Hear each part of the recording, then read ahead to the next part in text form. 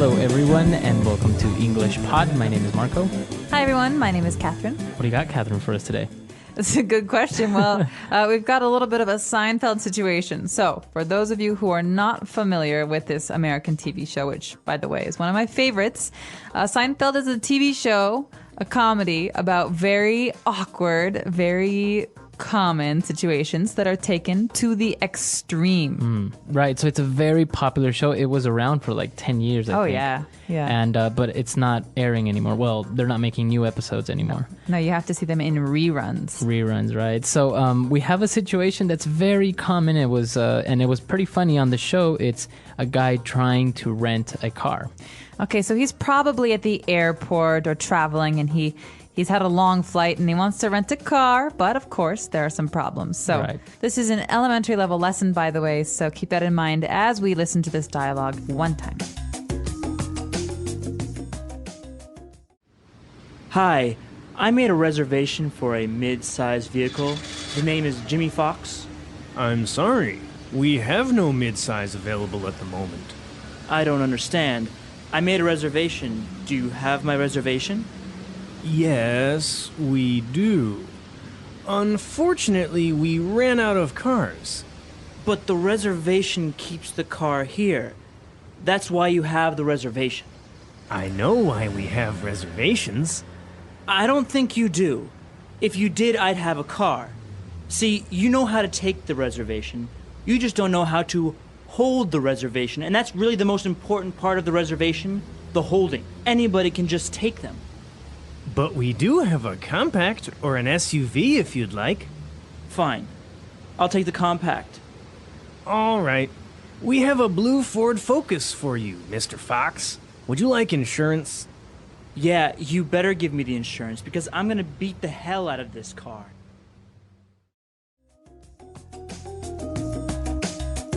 All right, great. So this actually happens a lot. You make a reservation and either they lose it or they run out of cars. It's such a common situation.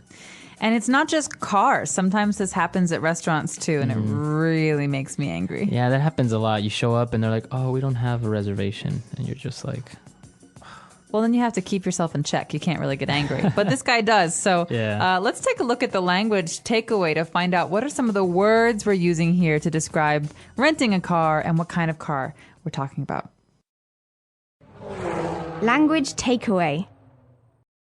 Well, as you mentioned, at rental places, they have different size cars, right? Different size vehicles. Which, by the way, cost different prices. Right. So let's take a look at the sizes that they mentioned in the dialogue. Starting with the cheapest one, the least expensive, and the smallest, it's a compact vehicle. All right, compact. So compact actually means small. Small. Right, so compact car you're going to hear very often, even if you're buying a car. Let's think of what's a compact car? The VW Golf is a compact car, very small car. So usually it's 2 doors, or if it's a 4-door car, it's very small, not very long, right? Right, exactly. So maybe like a Ford Focus could be a small car, also a compact. Now moving up in size a little bit, we would have a mid-size vehicle. Okay, mid-size vehicle is, it's a giveaway here because mid means middle. So it's kind of in the middle between the small and the large. And this is your average 4-door sedan car. Okay, so as an example, you would have a Ford Taurus or maybe a Toyota Camry. Yeah, Toyota Camry is maybe the most common car. Yeah, definitely. It's kind of expensive, but it's still mid-size, right? Exactly. And now a bigger car, and probably one of the most popular cars in the United States, is an SUV. Not anymore, Marco. I know. With the energy crisis and the gas prices. And the economy as well. People are not driving their SUVs anymore. But SUV is an acronym. That means it stands for 3 different words. S meaning... Sports.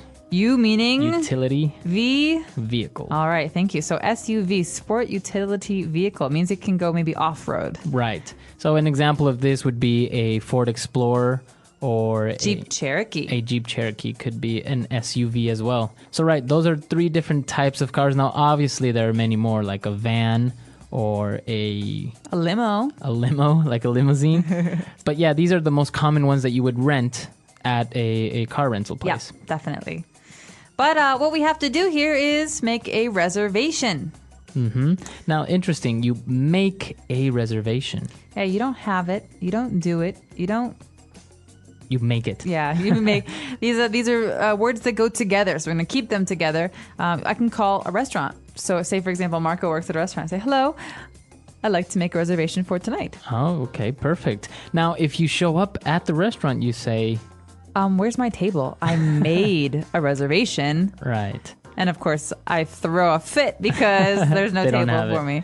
So you make a reservation, and in this case, it was made before. Okay, so you make a reservation. Now, why was this guy angry at the rental car place?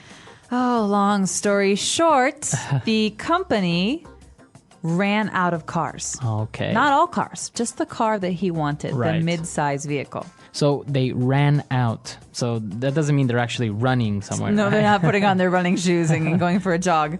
No, in this case, to run out, or in this case, we ran out, means that they don't have any more. You don't have any more. Exactly. I think this word is a nice word for us to take a look at some other examples now. Example 1. We're going to run out of gasoline. You need to find a gas station soon. Example 2. Can you buy some milk on your way home? We ran out last night. Example 3. My pen ran out of ink. Can you lend me one, please? Not a fun phrase, but an important one in case you're ever in a restaurant or in a hotel or in a place where you can purchase something or rent something and it's all gone. All right. So I think we've taken a look at a lot of great words here. So let's listen to this dialogue again. We're going to slow it down just a little bit and then we'll come back and explain some phrases. Hi, I made a reservation for a mid-sized vehicle. The name is Jimmy Fox. I'm sorry. We have no midsize available at the moment. I don't understand. I made a reservation. Do you have my reservation? Yes, we do. Unfortunately, we ran out of cars. But the reservation keeps the car here. That's why you have the reservation. I know why we have reservations. I don't think you do. If you did, I'd have a car. See, you know how to take the reservation. You just don't know how to hold the reservation. And that's really the most important part of the reservation, the holding. Anybody can just take them. But we do have a compact or an SUV if you'd like. Fine. I'll take the compact. All right. We have a blue Ford Focus for you, Mr. Fox. Would you like insurance? Yeah, you better give me the insurance because I'm going to beat the hell out of this car. And we're back. So, Marco, we've got a couple phrases here that deserve some attention. So let's take a look at them in today's Fluency Builder. Fluency builder. So the first phrase that I want to take a look at is when the agent says, "I'm sorry, we have no mid-size available at the moment." Okay, so do they or do they not have any? Yeah, she says, "We have no mid-size." Okay, so another way to say this is we haven't got any. Or we don't have any. Okay, but in this case, you can just simplify it and say we have no. Why wouldn't you say we have none? Good question. Why? Because we need a thing here. We have no cars. We have no cake. We have no food.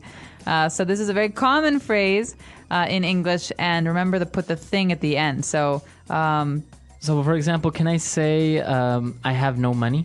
absolutely. I'm so Right. sorry, Marco, but I'm not going to lend you. I have no money. Seriously, lend me some money. So we have no. This is interesting because this is not a structure that is usually learned through textbooks, right? You usually say I don't have or we haven't got. Exactly. This is very spoken because you would never say I go no. Right, exactly. Right? We have to talk about something that we that has an object, something that we have. So here, I have no is very spoken, very common. It's got another phrase that is also not taught so much in those textbooks that we were just mentioning. So what's that phrase at the end? well, Threat. It's a threat. The guy is so angry. He leans over the counter and he points his finger in the agent's face. And what does he say? he says, "Yeah, you better give me the insurance. You better. You better." All right, so you better than me? No, it's not like better, like something is good, right? You'd better is like a suggestion, but a very strong one, Okay, right? very strong. This is a threat. Yeah, You better eat your dinner or I'm going to send you to your room. Exactly. All night. Yeah. So as you can see, he says, you better give me the insurance. But the grammatically correct way would be, You had better. you had better. So The contraction would be you'd better. Exactly. You had better do this. So this is it's a hypothetical situation. You had better do this. If you don't do this, bad things will happen. So Right. remember that here we've got the grammatically correct form that you should write, you'd better, or the spoken form, you better. You better. I think in this one, we should also listen to some other examples to get a better idea of how we can use this very strong suggestion. Example 1.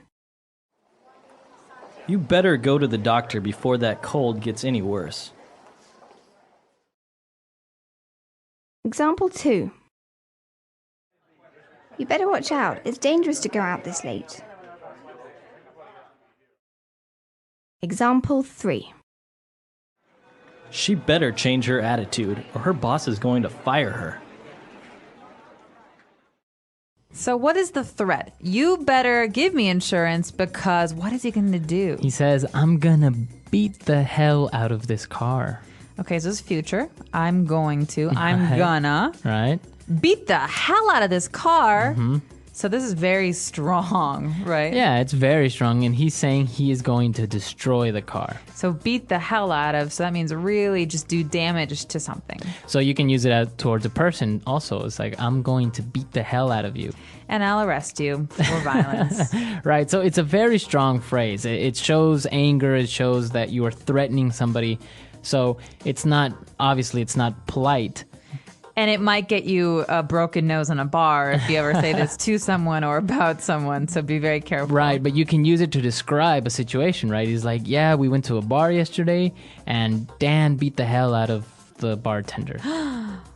Right? Man. So instead of just saying Dan hit the bartender or Dan got into a fight, you're saying he hit him and he just... And he kept hitting him and kept hitting him and kept hitting him. So Right. yeah, he beat the hell out of him. Right. All right, great. So those are the phrases and words that we wanted to talk about today. But I think it'd be good if we listen to this dialogue one more time just to get a good feel for it. When we come back, we'll be talking a little bit more about the process of renting a car.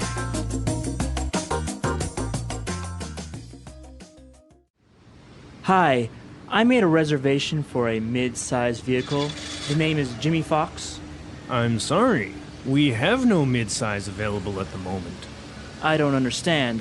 I made a reservation. Do you have my reservation? Yes, we do. Unfortunately, we ran out of cars. But the reservation keeps the car here. That's why you have the reservation. I know why we have reservations. I don't think you do. If you did, I'd have a car. See, you know how to take the reservation. You just don't know how to hold the reservation. And that's really the most important part of the reservation, the holding. Anybody can just take them. But we do have a compact or an SUV if you'd like. Fine. I'll take the compact. All right. We have a blue Ford Focus for you, Mr. Fox. Would you like insurance? Yeah, you better give me the insurance because I'm gonna beat the hell out of this car. You know, I heard that in Florida or in certain cities of California and Florida, you can actually rent luxury cars. Oh yeah, you can do that in most places. You can rent like a Porsche. or a Lamborghini or a Ferrari. Yeah. Obviously, it costs a lot of money, but it gives you the opportunity to maybe drive one of these cars that you obviously wouldn't have the money to buy. Yeah, especially if you're talking about those warm places like Florida, California, you want to be in the sunshine, you get a convertible. You got to Right? get a convertible. Yeah, so I think the insurance premiums on those particular cars are very high, though. So you're not only paying Yeah. for the car, but you're also paying for the insurance, and possibly the speeding tickets. Yeah, of course. I can't imagine renting one of those cars and not getting a speeding ticket. Exactly. So if any of you out there have experience renting cars or you have some questions about the specifics that are involved in this process, let us know on our website, EnglishPod.com. Right. We're there to answer any questions or doubts, and we'll see you guys there. All right. Until next time, everyone. Bye.